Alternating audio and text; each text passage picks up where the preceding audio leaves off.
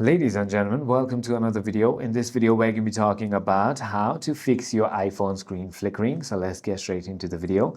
The first thing you might want to do is simply go ahead and force restart your iPhone. This is one of the most effective ways to clear temporary software bugs. In order to do that, all you need to do is simply go ahead and press and quickly release the volume up, then the volume down, and press and hold the side button until the Apple logo appears. So let me just go ahead and show it to you. So press and quickly release volume up, volume down, and then simply go ahead and press that until your phone simply goes ahead and restarts.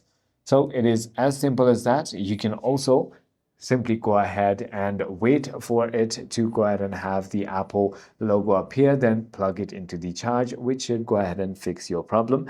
However, if it still doesn't, it might be a hardware issue and you might have to take it to the nearest Apple store.